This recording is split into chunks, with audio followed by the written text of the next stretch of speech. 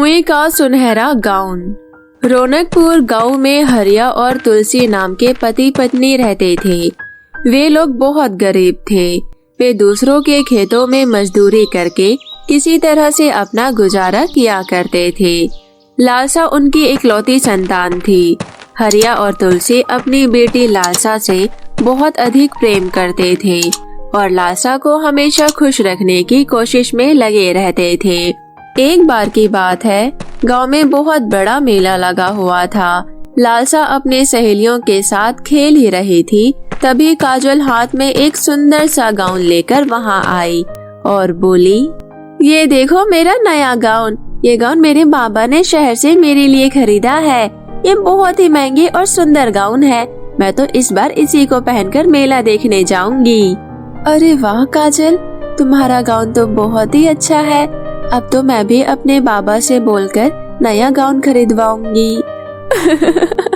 Gown? वो भी तेरे बाबा? तेरे बाबा तेरे लिए गाउन कभी नहीं लाएंगे। वो क्यों भला? क्यों नहीं लाएंगे? मेरे बाबा मेरी हर विश पूरी करते हैं। करते होंगे, पर वो तुम्हें गाउन कभी नहीं दिला सकते क्योंकि तुम लोग बहुत गरीब हो। तुम्हारे पिताजी हमारे खेतों में काम करके तुम सबका पेट भरते हैं। तुम लोगों के लिए यही काफी है। हमारे पास तो बहुत पैसे हैं, हम जो चाहे खरीद सकते हैं। तुम्हारे पास तो खाने के लिए भी पैसे नहीं होते। तुम सिर्फ मेरा गाउन देख सकती हो, ले नहीं सकती। मैं गाउन लूंगी, तुम बस देखती रहो। मेरे बाबा जरूर मुझे गाउन दिलवा देंगे। ये सुनकर उसकी सारी सहेलियां हंसने लगती है और लालसा गुस्से से घर आ जाती है। लालसा को गुस्से में देखकर उसकी माँ ने उससे पूछा, क्या हो गया मेरी गुड़िया रानी को? ये चांद सा चेहरा टमाटर की तरह लाल क्यों है? माँ, काजल के पास बहुत ही सुंदर गाउन है और वो बोल रही है मेरे बाबा मेरे लिए वैसा गाउन कभी नहीं खरीद सकते। लालसा बेटा, तू तो बहुत समझदार बच्ची है ना। तुझे तो पता है तेरे बाबा कितनी मेहनत करके घर चलाते हैं और गाउन तो बेटा बहुत ही महंगा आता है ना। हम भला उसे कहाँ से खरीद पाएंगे? मुझे वो सब नहीं पता, मुझे गाउन चाहिए, चाहिए तो बस चाहिए। ऐसे जिद नहीं करते लालसा बेटा। लेकिन लालसा अपनी माँ की कोई बात नहीं सुनती। तभी उसके बाबा भी घर आ जाते हैं। अब आप ही अपनी लाडली बेटी को समझाइए। काजल का गाउन देखकर उसकी तरह ही गाउन लेने का जिद कर बैठी है। ये सुनकर हरिया अपनी बेटी को अपने पास बुलाता है और कहता है, लालसा बेटा, मेले में सबसे ज्यादा तुम्हें क्या पसंद है? जलेबी। मेला घूमने और जलेबी खाने के लिए नए गाउन की क्या जरूरत है? चलो मैं आज तुम्हें मेला घुमा कर लाता हूँ और मेला में मैं तुम्हारी पसंद की जलेबी भी खिलाऊंगा। नहीं बाबा, मुझे कोई जलेबी नहीं खानी। मुझे तो बस मेरा गाउन चाहिए। आप कुछ भी करो, मेरे लिए कहीं से भी गाउन ला दो और मुझे कुछ नहीं चाहिए। लालसा जिद पकड़ बैठी थी कि उसे किसी भी कीमत पर गाउन चाहिए ही चाहिए।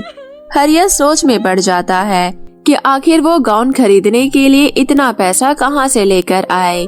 अगले दिन हरिया अपने एक दोस्त के घर गया। रामू भाई, मुझे तुमसे कुछ पैसे उधार चाहिए।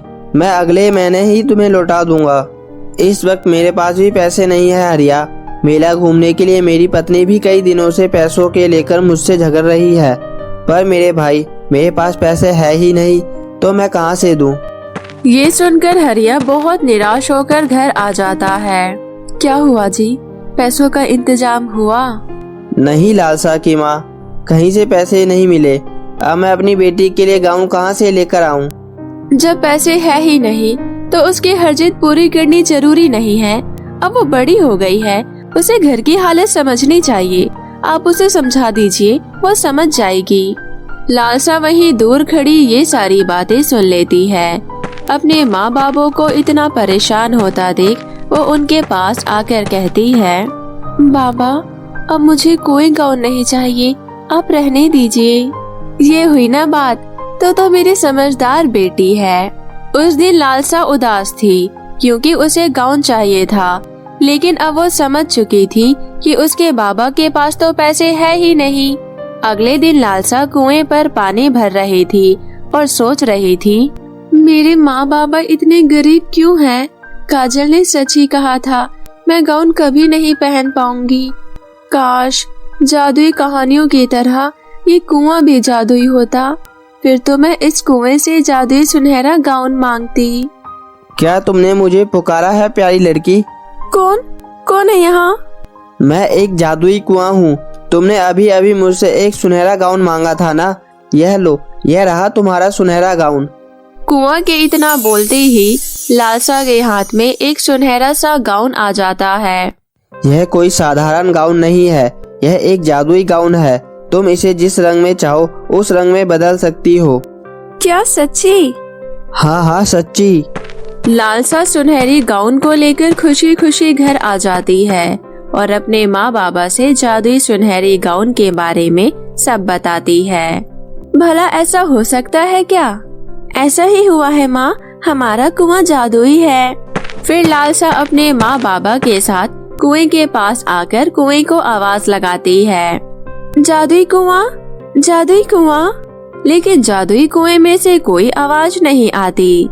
मुझे तो यह कुआं बिल्कुल भी जादुई नहीं लग रहा। लालसा, सच बताओ, यह गाउन तुम्हें किसने दिया?